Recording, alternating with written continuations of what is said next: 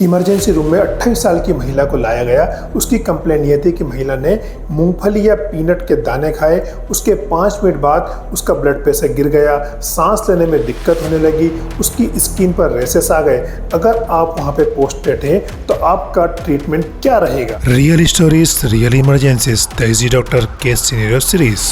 तो हमारा केस क्या है? 28 ईयर ओल्ड फीमेल पेशेंट है। सडन हाइपोटेंशन मतलब बीपी कम हुआ है, ब्रोंकोस्पाज्म मतलब सांस में दिक्कत हुई है, अर्टिकेरिया मतलब स्किन पर रेसेस आए हैं और ये सब हुआ है आफ्टर एलर्जिक एक्सपोजर। तो ये सिम्टम्स एनाफाइलेक्सिस या सीवियर एलर्जिक रिएक्शन के लग रहे हैं। अब एनाफाइलेक्सिस की डेफिनेशन क्या होती है?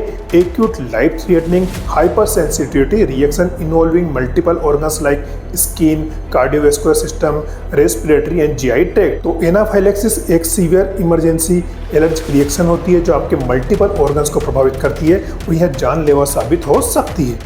अब एनाफाइलेक्सिस के कॉमन कॉजेज क्या होते हैं? जैसे कि फूड के अंदर क्या हो सकता है? आपका नट्स हो सकता है, सी फूड हो सकता है, मिल्क हो सकता है, मेडिसिन में जैसे सल्फा ग्रुप, पेनिसिलिन या एनसेड हो सकता है, इंसेक्ट बाइट हो सकती है, लेटेक्स हो सकता है।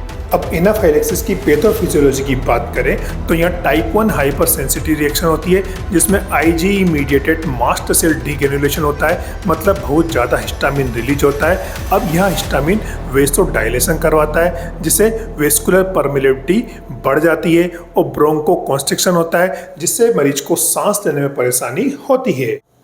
अब एनाफाइलेक्सिस के मैनेजमेंट के लिए गोल्डन रूल याद रखें, don't wait for investigation, treat immediately. जी हाँ, हमें इन्वेस्टिगेशन का वेट नहीं करना है, हमें तुरंत मरीज का इलाज करना है। तो इसके लिए सबसे पहले हम एपिनेफ्रिन देंगे इंट्रामस्कुलरली। इसका डोज रहेगा 0.3 to 0.5 mg। इसका डाइल्यूशन रहेगा 1:1000 और इसको आपको देना है मिड एंटेरोलेटरल थाई में। हाँ, और इसको आपको रिपीट करना है एवरी 5 to 15 मिनट जब तक इसकी आवश्यकता हो, तो आप इसको रिपीट कर सकते हैं। इसके बाद हम ऑक्सीजन देंगे, एयरवे सपोर्ट देंगे और हाइपोटेंशन के लिए हम आईवी फ्लूइड देंगे, एंटीहिस्टामिन्स देंगे, कोर्टिकोस्टेरॉइड देंगे ताकि बाइफेजिक रिएक्शन को प्रिवेंट किया जा सके।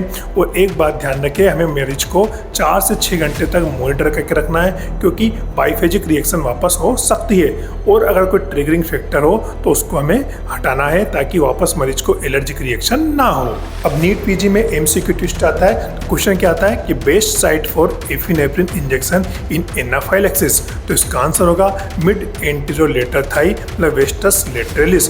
तो याद रखिए, नो डेल्टोइड में, डेल्टोइड में नहीं देना आपको, एंटेरोलेटरल एस्पेक्ट ऑफ थाई में देना है। दूसरा क्वेश्चन आता है कि एपिनेफ्रिन का कंसंट्रेशन क्या होना चाहिए? तो यह होता है 1:1000 1 mg पर ml फॉर आईएम मतलब इंट्रामस्कुलर रूट। एक बात ध्यान रखें, एपिनेफ्रिन को हमें आईएम मतलब इंट्रामस्कुलर देना है, आईवी या इंट्राविनस नहीं देना क्योंकि इससे एरिथमिया की रिस्क हो सकती है। तो चलिए एक बार रिकैप करते हैं। तो sudden multi system allergic reaction anaphylaxis होगी, ठीक है। तो आपको treat with injection epinephrine intramuscular देना है, ठीक है, विदाउट डिले, मतलब बिल्कुल डिले नहीं करना है। इसका डोज रहेगा 0.3 to 0.5 mg और डाइल्यूशन रहेगा 1:1000। इसको आपको देना है mid anterolateral aspect of thigh. बाकी मेजर जो है आपको एपिनेफ्रिन के बाद देना है। तो सबसे पहली प्रायोरिटी क्या रहेगी? आपकी इंट्रामस्कुलर एपिनेफ्रिन। तो लास्ट में आपके लिए क्वेश्चन है कि एनाफाइलेक्सिस के बाद बाइफेजिक रिएक्शन का रिस्क कितने घंटे तक रहता है? अपना आंसर कमेंट्स बॉक्स में लिखकर हमें भेजिए, हम इसका जवाब अपने आने वाली वीडियो में डिस्कस करेंगे। तो ये था एनाफाइलेक्सिस या एलर्जिक रिएक्शन का एक रियल क्लिनिकल केस सिनेरियो जो आपकी क्लिनिकल प्रैक्टिस के साथ साथ आपके एग्जाम में काफी हेल्पफुल रहेगा। और जुड़े रहिए द इजी डॉक्टर से for more real clinical case scenario. Keep learning, keep teaching. नमस्कार।